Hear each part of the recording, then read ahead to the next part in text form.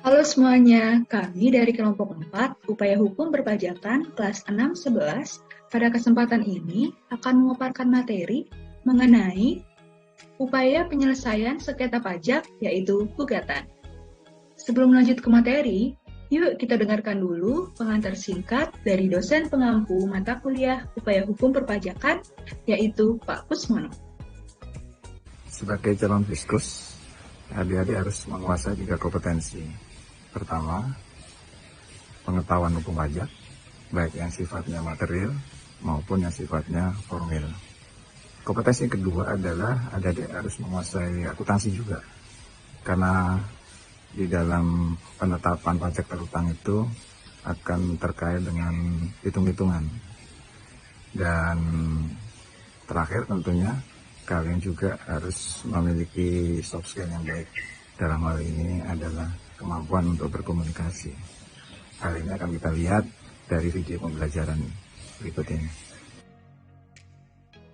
Baik, yang pertama kita akan membahas mengenai pengertian gugatan yang diatur dalam Undang-Undang Nomor 14 Tahun 2002 tentang Pengadilan Pajak.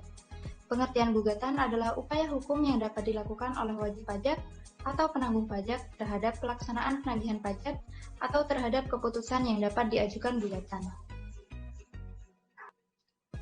Selanjutnya mengenai objek gugatan yang diatur dalam pasal 23 ayat 2 Undang-Undang KUP.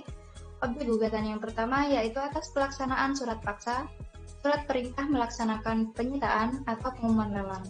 Yang kedua yaitu atas keputusan pencegahan dalam rangka penagihan pajak. Yang ketiga, keputusan yang berkaitan dengan pelaksanaan keputusan perpajakan selain objek keberatan. Yang keempat, penerbitan SKP atau SK keberatan yang dalam penerbitannya tidak sesuai dengan prosedur. Selanjutnya, objek gugatan yang diatur dalam pasal 34 ayat 3 Undang-Undang PPSP yaitu mengenai pelaksanaan penyanderaan. Beli emas 24 karat. Yuk kita beralih ke syarat-syarat. Teman-teman, dalam mengajukan gugatan ada beberapa syarat yang harus dipenuhi. Yang pertama adalah gugatan diajukan secara tertulis dalam bahasa Indonesia. Jadi dalam mengajukan gugatan tidak bisa nih secara lisan, harus tertulis dalam bentuk surat gugatan. Surat gugatan diajukan ke pengadilan pajak. Kemudian, satu surat gugatan untuk satu keputusan atau satu pelaksanaan penagihan.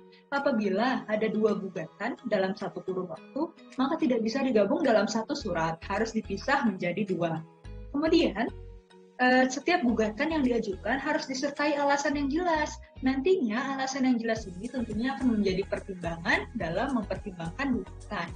Nah, selain melampirkan alasan yang jelas dalam mengajukan surat gugatan, juga harus melampirkan salinan SK atau dokumen yang kita gugat nih. Tak lupa juga harus mencantumkan tanggal diterimanya SK atau tanggal pelaksanaan penagihan yang sedang digugat.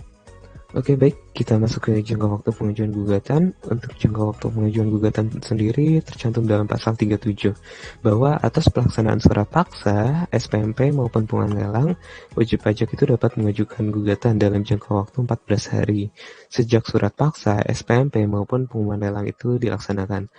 Apabila gugatan wajib pajak itu dikabulkan, maka wajib pajak itu dapat meminta pemulihan nama baik dan ganti rugi. Untuk ganti rugi sendiri terdapat di penjelasan bahwa maksimal nominal itu sebesar 5 juta yang dapat diubah dengan keputusan Menteri Keuangan. Untuk gugatan atas pelaksanaan penyandaraan, wajib pajak itu dapat meminta rehabilitasi dan ganti rugi. Untuk nominalnya sendiri sebesar 100.000 per hari untuk masa penyandaraan yang dijalani.